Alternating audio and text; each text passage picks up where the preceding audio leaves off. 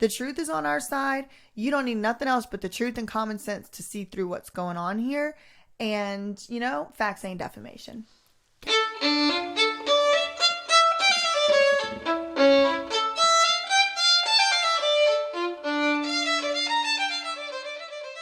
Hello, everybody. We are here today to talk about a kind of old court filing, but what we are going to be looking at are a few different filings from the year 2011, and that was when Jamie Spears was petitioning the court to get a percentage of Britney's tour revenues. Daddy.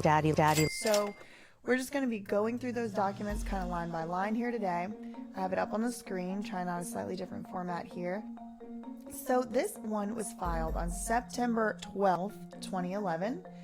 Filed by, as you can see up here on the top, Geraldine Weil and Gerald Cohen. Now, at the time, they were at a firm called Hoffman, Sabin, and Wattenmaker. They have worked at several different law firms over the course of them being on this case. They were at a firm called Luce, Forward, Hamilton, and Scripps with Vivian Letharine. Daddy. When they helped to establish the conservatorship, they worked there with a guy named Bruce Ross, who eventually would end up becoming a lawyer for Bessemer Trust, who was nominated to be an allegedly independent financial conservator or whatever. And there was a whole bunch of mess with that. If you're interested in kind of knowing a little bit more about that, you should go check out my recent Instagram video. It's kind of like 3 minutes long. It's really short. But how all the lawyers on this case have all worked together for years and years, even though it kind of looks like they all work at different law firms now, they've certainly all worked together and they all know each other. So what we're going to be looking at here today is, first, is a declaration of Jamie Spears in support of the petition for allowance of him to be compensated, right? So we're also going to be looking at that actual petition, but let's just get started with what Jamie thinks. This is Jamie Spears' word telling us why he thinks, or telling the judge really, why he thinks he is entitled to a percentage of Britney's money.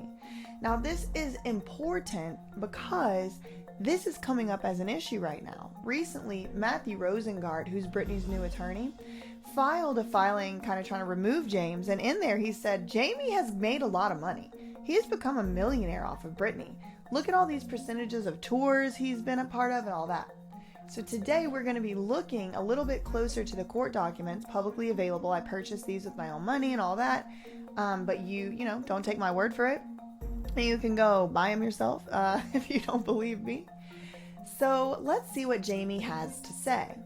He never misses an opportunity to tell us that he is the father of Britney Jean Spears. Daddy. And of course he does that here. He says on number 1, I am the father of Britney Daddy. Jean Spears, who they call Britney in this filing. He served as the temporary conservator of Britney's person and the temporary co-conservator of her estate. Number 2 says, he performs services to protect and care for Britney's person and to administer her estate in good faith and in her best interest. He said he's done his best to improve his knowledge in a number of areas in the music and entertainment business, such as the recording and tour industries and in legal and mental health matters for Britney's benefit. Now, again, it's important to point out, he has no qualifications or certifications. I'm not sure that this man even has any degrees. So he's saying he's done his best to learn about mental health and legal industry, but he's not a doctor. He's not a lawyer.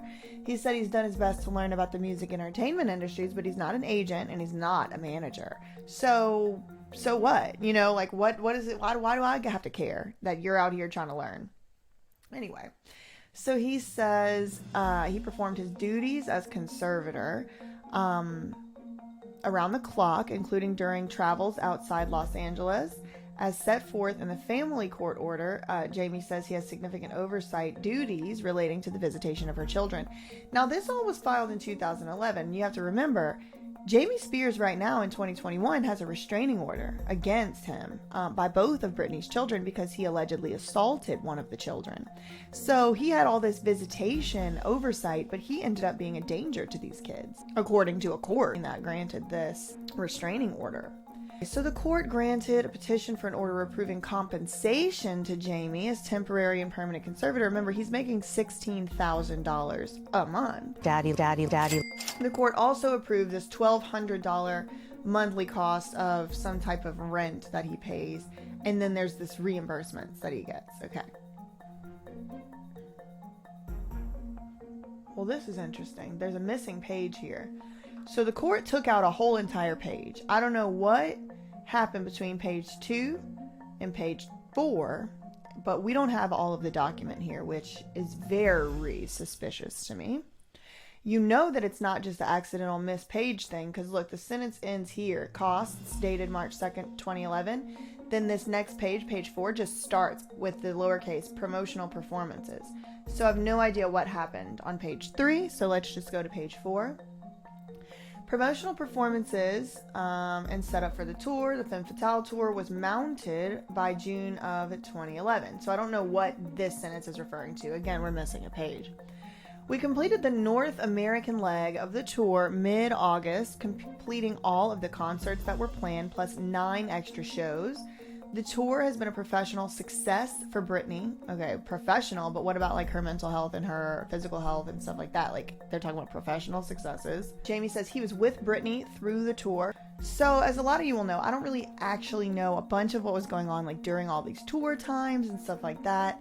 But this would have been for the Femme Fatale tour somewhere around 2011. And Jamie is saying that Britney, like the tour has been a professional success for Britney, so she's made a lot of money, and Britney has been substantially engaged with her audience throughout, which, I mean, listen, this is a conservatorship. This is in place not for Britney to make money. This is not what conservatorships are for from a legal perspective. The conservatorships are to protect people and help them to make decisions and to make life arrangements and things like that. So it's just kind of weird that he's saying, oh, the tour has been a professional success. It's almost like he's kind of saying, look, Judge, they've made money. We want to make some money too. And it's just not what you would normally see a conservatorship being used for. I mean, this is for people that like truly cannot take care of themselves. Britney can clearly take care of herself because she's taking care of whole groups and groups and groups of people. Anyway, so Jamie says he was with Britney through the tour and planned the tour so that Britney could travel with her kids during their school's summer vacation. And then we have a lot of stuff that's redacted here. Anytime you see these lines like this, that's redaction. So that's some type of secret information that the public is not supposed to know. He said the children were well cared for throughout the tour, and Britney was able to and did spend enormous amounts of quality time with them. Again, not exactly sure what this has to do with anything of why he's asking for a percentage of Britney's tour money, but I guess we'll get to that. Jamie said he coordinated Britney's personal schedule and environment and was the tour manager throughout the tour. So Matthew Rosengart seems to be disputing that. You know, this was 10 years ago that this filing was filed we're reading right now, and Matthew's saying he wasn't a tour manager. That was, TriStar or Lou Taylor or somebody. It wasn't Jamie. He said he supervised Britney's arrival at each venue and her experience and accommodations while at each venue and her departures, all of which he planned and executed to minimize the inevitable stress that exists for any major performance or performer. Again, I mean, first of all, supervising and spying are two different things, James. But second of all, this does not give you a right to any percentages of Britney's tour money. This is what you're supposed to be doing as a conservator, and you're already making $16,000 a month. Daddy. For doing this. That's what you're already getting paid to do it. Number 8 says the tour has essentially 3 legs. The initial leg was North America, and that one's already completed. The second leg was going to be in Europe, and the third was South America, where she has never toured before. In order to cut overhead, Jamie said he did not hire personnel for 3 positions that existed in the circus tour. The tour manager, other than Jamie, he's calling himself the tour manager of now, he's talking about the circus tour, and 2 assistant managers. I'm assuming that's Lou Taylor and Robin Greenhill, but I really don't know. Could have been Larry, could have been somebody like that. If y'all know who the tour managers were on circus tour, put it in the comments so that it can help me figure this whole puzzle out. Salaries paid to these positions in the circus tour were over, and who knows how much that is. And there's no reason There's really no reason to be blocking this out. I don't know why they redacted that. We should be able to tell how much they're spending of Britney's money because it's a matter of public concern. Daddy. She's frankly like basically a ward of the state. I mean, we need to know how much they're taking out of there. Number 9 says, although significantly scaled down from the circus tour, the Femme Fatale tour faced substantial financial and logistical challenges. The staging required complicated technology and highly skilled performers and technicians. Jamie said he supervised the financial and logistical management of the tour. Again, that's his job he's getting paid to do already. There's no reason for him to be getting tour percentage money. He said he supervised, he oversaw the extensive logistical issues of setting up, breaking down, and moving the tour with all of its human and technological components. He says he oversaw the efforts to obtain sponsorships, which were few in this worsening economy. Wasn't the economy getting better by 2011? I mean, like, everybody just likes to keep, like, blaming stuff. Anyway, I also implemented and oversaw stringent financial controls to ensure the tour was fiscally lean as feasible. Fiscally lean as feasible. Who wrote this?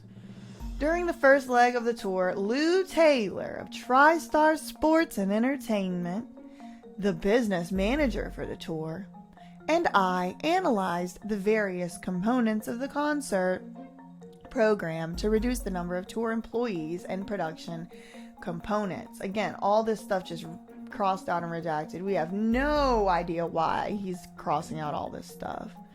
He said he tackled the myriad of issues that arose between the 78 concerts. Maybe they accidentally forgot to cross this out, but this is actually pretty telling that he's saying that one of the issues that arose was someone underreporting their sales. So if anybody has any insight on that, let me know what that's all about. So then 14 says, while the tour is not yet completed, we have a rough idea of the financial results of the tour, which he's not going to tell us because they redacted it. Jamie says he's advised that his services to the circus tour cover an unprecedented range of activities. Who do y'all think advised him of that? Lou Taylor. He performed and will continue to perform until the tour's conclusion the functions of tour manager, Daddy, logistics coordinator, Daddy, production manager, Daddy, and the day-to-day coordinator for Britney and for management. Daddy. He wanted to be approved for compensation in an amount equal to blank compensation for his efforts, Daddy, relating solely to services rendered to the Femme Fatale tour. So he's basically saying, oh, I'm basically a manager. But it's like, you've never been to school for that. You've never acted as a manager for anything before. You're already getting paid $16,000 a month, plus some rent that you're paying, and you're still coming in here asking for more, all the while acting like Britney can't take care of herself, but she's clearly well enough to take care of you. Anyway, so he's saying and so he says, as my role has expanded, blah, blah, blah, who knows? And then it says TTWE, which I'm assuming is till the world ends, which is a company, will disperse these, who knows, right? And now he's saying, I declare under penalty of perjury that he's telling the truth. Then we have all the people that they sent it to, one of whom is Larry Rudolph. Also, interestingly, SJB Trust is where most of Britney's money is. All the money in this trust is supposed to be being held separately from the conservatorship assets and from the conservatorship. They're talking to and giving these court filings to the lawyer on that trust. So it's like, is it really separate? You know what I mean? So let's get into a couple of the other documents relating to this. Here's the second filing that has to do with this issue. Now, as you'll note at the very top, it says redacted original filed September 12th, 2011. And now this is a second thing. You'll notice that this is called the first supplement to petition for allowance of compensation to James P. Spears. And it's redacted, right? I don't have the actual full first petition. It may be up on the website and I just missed it, but we'll just go over this first supplement. It'll give us enough of the information we'll need. This was filed September 15th. Andrew Wallet and Jamie Spears supplement their petition for allowance of compensation to Jamie as follows. So number 1 says, petitioners, that's Jamie and Andrew, seek compensation to Mr. Spears in his capacity as conservator of Britney's person and co-conservator of her estate from Till the World Ends, Inc., for the services that Jamie has been and will be performing in various roles and capacities for the 2011 Femme Fatale tour. These services for the tour are over and above the services he performs as conservator of the person and co-conservator of the estate. So remember, he already gets paid $16,000. Daddy. Per month. And then they're saying, look at his declaration. That's what we just read. The additional compensation requested is as follows. 95% of the gross guarantees for the Femme Fatale tour in the amount of, who knows? I don't know what a gross guarantee is. But it's saying in the amount of, this redacted amount, which I don't know why they're redacting this amount, because there's really why is it a secret? Payable to Jamie by Till the World Ends. Jamie also seeks the court approval of the agreement between Britney's personal manager, that's Larry Rudolph, Reindeer Entertainment, and Mr. Spears, where the manager's 10% commission from the Femme Fatale tour will be shared between them as follows. 8% to Larry Rudolph, the manager, and 2% to Jamie Spears. Daddy is also payable to each of them by Till the World Ends. So Larry Rudolph got 8% of Britney's revenues from the tour, and Jamie, I guess, was getting 2%, but usually Larry would have gotten 10%. Number 2 is there's additional people entitled to notice. Reindeer Entertainment. That's Clark Byam of Hahn and Hahn attorneys for the Britney's trust, right? Which is supposed to be separate, allegedly, from the conservatorship, which clearly it is not, because they're talking about it here, right? Like, if it's separate, why are we having to give, notice to them about things that are happening in the probate court, right? Like, how is the judge in the probate court having the authority to rule on something happening relating to a trust when they're not supposed to? No one has filed a request for special notice in this matter. In all other respects, the allegations and prayer of the petition are confirmed, allowing and approving Jamie for his services rendered to the tour, 95% of the gross guarantees for the tour, which I don't know what that means, approving the agreement between Britney's personal manager, Larry Rudolph, management, and Reindeer Entertainment Corp. And Mr. Spears, where the 10% commission is actually going to be shared, 8% to Larry and 2% to Jamie. There's another issue that I'm having here, and I'm about to show y'all what that is. Here's my issue. Other than the fact that this is ridiculous, he shouldn't be getting any money from this. You would think that Britney would be able to have some type of say in this, right? Or at the very least, you would think she would be notified that this was happening. But that is not what happened. Look at this. On the same day, September 15th, 2011, you have Sam Ingham, on behalf of Britney, waiving notice for that court hearing. So look, the undersigned, Sam Ingham, court-appointed lawyer for Britney, waives notice to the petition for approval of James getting this money and of that hearing. So basically what happened is, from a legal standpoint, Britney didn't even get notice that this was happening. And you just have to ask yourself, why? It has been 3 years since the conservatorship has started. Britney is clearly capable and able at this point to make money, to memorize lines, to memorize choreography, to pay them, to, make money, make millions of dollars. I think the next year she would be on the X Factor. It just makes you wonder, what was the reason that Britney didn't get any notice that her dad was going to be making % of her tour revenues? Daddy. On top of the $16,000 a month he also makes. Daddy. On top of the $1,200 a month he also makes for rent. Daddy.